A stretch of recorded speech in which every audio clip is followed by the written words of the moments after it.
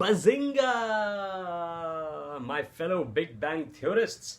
If you haven't seen my reviews of the first 3 episodes of season 7 of Young Sheldon, I highly recommend that you watch them now.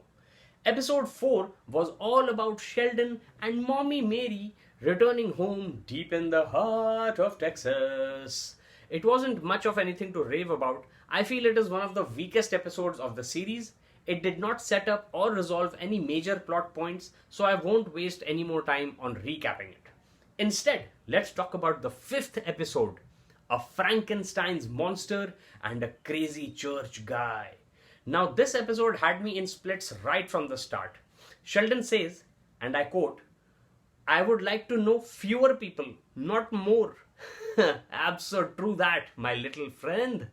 Sometimes even I feel that enough people are in my circle and I don't want to expand it, but it's just a temporary feeling and it gets superseded by my ambitions to share my thoughts and creations with the whole world. Superseded is also my shout out to an episode of the parent sitcom, The Big Bang Theory, in which Leonard has his girlfriend, Priya, who is a lawyer and Raj's sister, school Sheldon in law by circumventing the roommate agreement so that Sheldon cannot control Leonard's activities. Anyway, Sheldon gets logic bombed into helping his college roommates make money in the stock market.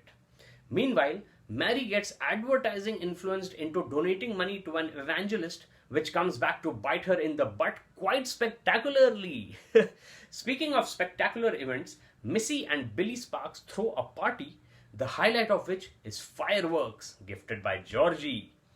It's nice to see Nancy Linehan Charles. Pretty impressive name, am I right? Again, and with a different haircut to boot. I also like the joke about Pastor Jeff having a flock, which George calls a herd, which Nancy's character says suits Texas just fine.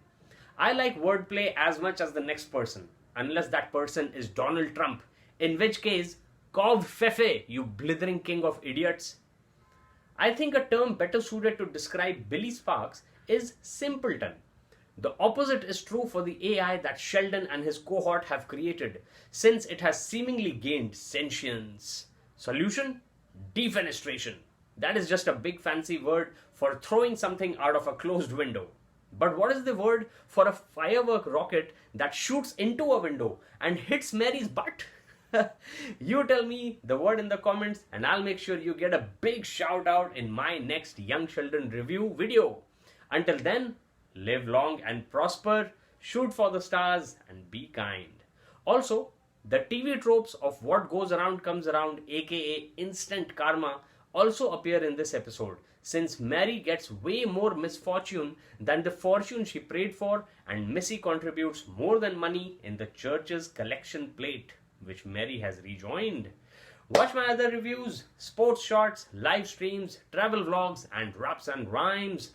Make sure you smash that sub button for awesome acts fun, and thank you so much for watching. Ciao.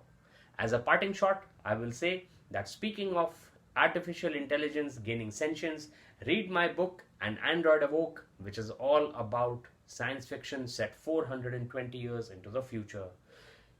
Goodbye, take care, and stay safe.